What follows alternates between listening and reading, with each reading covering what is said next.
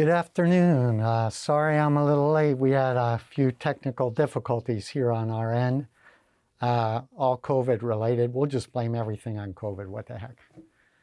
So my name is Dave Rosenbaum. I'm a professor in the economics department here at UNL, and I'm also associated with the Bureau of Business Research.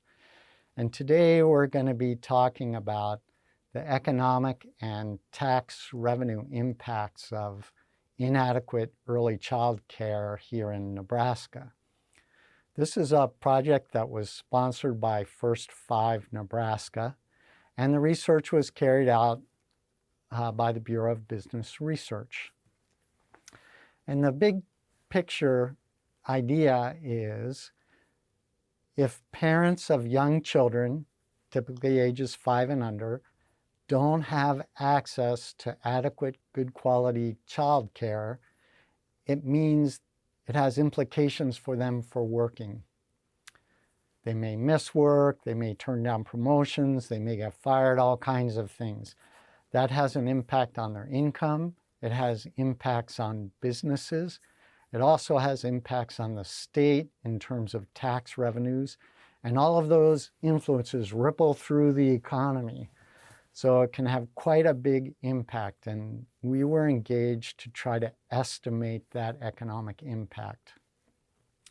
In doing so, we really needed four chunks of data. The first one is how many working people in Nebraska have children age 5 and under. Now we're able to estimate that from census data here in Nebraska. So that's a Nebraska-specific number. The second thing we need to know is, out of all of those people, what percentage of them are affected because of inadequate early child care? We thought about that one for a long time. It was going to be really expensive and difficult to try to do surveys to estimate the percentage of Nebraska parents that face that type of problem. So we used a combination of results from 3 state studies and 2 national studies. Okay, so now we know the number of parents in Nebraska with young children. We have an estimate of the percentage that are impacted in certain ways. Then we have to get the magnitude of that impact.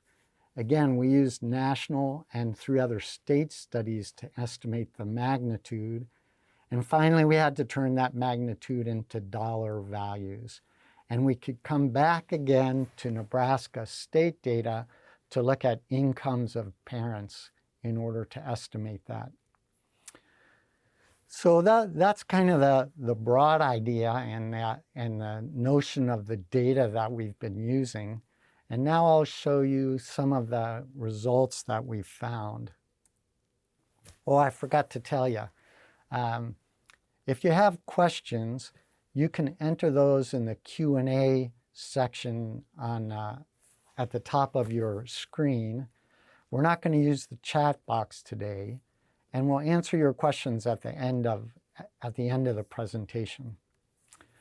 And here you see Eric Thompson. Eric is the director of the Bureau, and we're the ones who looked at this analysis. Okay, here's the direct annual impact of inadequate child care on parent incomes in Nebraska. Now, we can break the impact that inadequate child care has into kind of 2 categories related to income. One is what they call short-term effects. And the short-term effects are things like, I had to go into work late today because I couldn't get child care, or I had to leave work early today, or I had to miss the whole day, or I was at work, but I was so worried about my kid I couldn't really work effectively.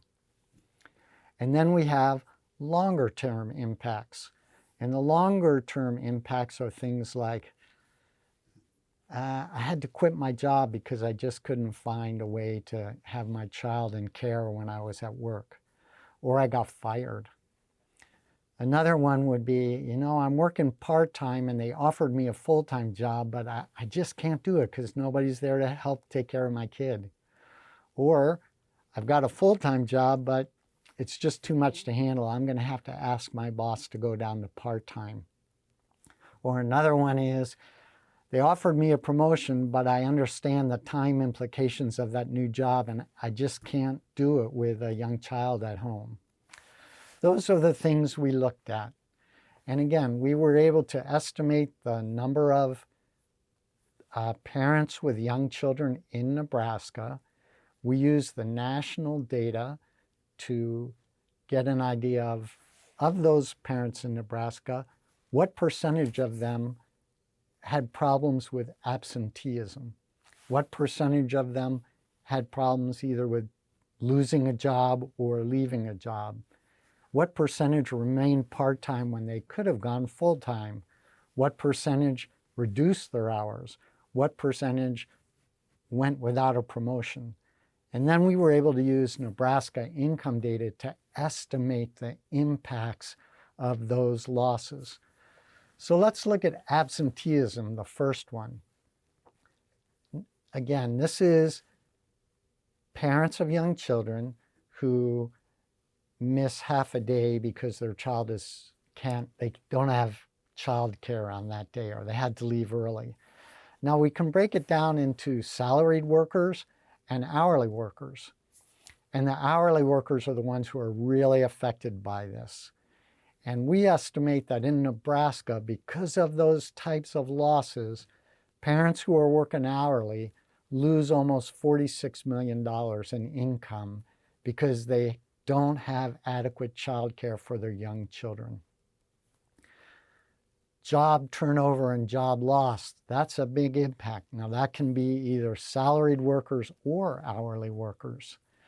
And given the length of time that's estimated between when you lose a job and you can find another adequate job, we're looking at almost $162 million of income impact annually for parents of young children just in Nebraska.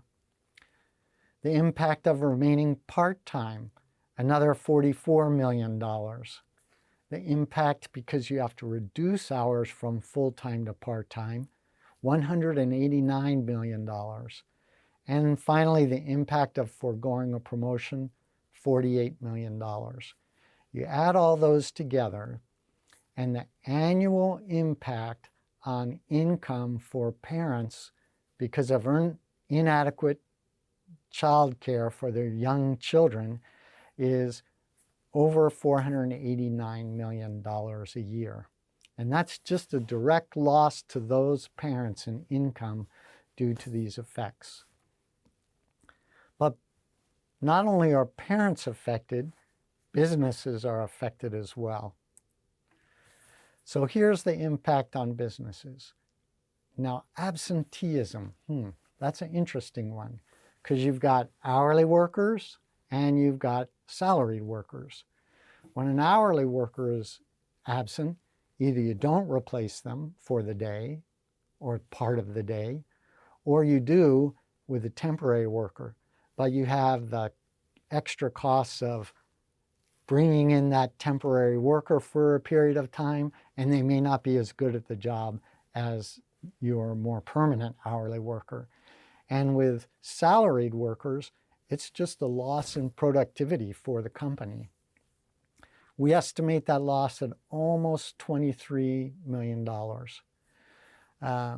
Workplace productivity in general, that's another $153 million. And then companies face a big cost with employee turnover. There's the cost of search, there's the cost of outboarding employees, inboarding employees, training, almost $58 million. You add all those costs together, and the direct loss to Nebraska businesses because parents of young children have inadequate access to early child care is another $234 million. The third category is taxes. And these are just income taxes to the state and local based on the losses that parents face in income. You recall we had parents losing $489 million in income. That has tax implications for the state of Nebraska. We can break them down into the same categories, add them all up, another $21 million in losses. So if we combine the losses in income to parents, plus the losses in productivity to businesses, plus the direct tax revenues, we're talking about almost $750 million in losses every year in just the state of Nebraska because parents of young children have inadequate access to early child care. But that's not the end of the story, because when a parent doesn't have income or a company loses productivity, it means they spend less. So if I bring home less in my paycheck, I may buy less at the grocery store. We may not go out to dinner. We may skip going out to movies. Not that people are going to movies now, but let's pretend that they are. We may not buy that subscription to Disney Plus because we just can't afford that $16 this month. Those losses ripple through the economy. We may not drive as much, which means we don't buy gasoline quite as much. We don't go out to eat as much. So we estimated those rippled or multiplied effects as well. And you can see that because parents have lost $489 million, that's less money they spend in the economy. That's less money going into other people's pockets in Nebraska. And we estimate that multiplied loss at another $150 million. So when you add the direct loss to parents and the multiplied loss, you're looking at $639 million in loss. On the business productivity side, if my business isn't as productive, I don't need to spend as much money buying electricity. I don't need to spend as much buying parts. I don't need to spend as much using consulting, all those other things that I'm buying in the economy. So that $234 million impact on businesses ripples through the economy for almost another $500 million. And finally, if the state and local governments get less money, that's less money they can spend buying goods and services in Nebraska. That has another $5 million impact. And if people are spending less in Nebraska, there are fewer jobs. It has about a 3,300 job loss because of those multiplied effects. So when we add this all together, I don't have the number added together, but you're looking at 6 and 7, 13. You're looking at $1.4 billion in effect. So that's the direct and multiplied effect of inadequate early child care here in Nebraska. We're looking at well over $1 billion, close to $1.5 billion, and over 3,300 jobs. And that doesn't count the parents that lose their job as a direct effect. And that, in a nutshell, wraps up what we have. So at this point, I'd be glad to take any questions if they come up in the Q&A section at the top of your screen. And you have to excuse me. My monitor's a little bit far away and we can't increase the font size, so I'm going to have to lean in there to read your questions. Oh, how many Nebraskans have children 5 and under? Great question, and one I can't answer off the top of my head. We broke it into, I just don't remember off the top of my head, I'm sorry. If you go to the Bureau of Business Research website, you'll be able to find this report, and all of the data that we used are described, the sources and the values that we used. That would be a great place to find an answer to that question and any other questions about data that you may have. That's the only question I see up there.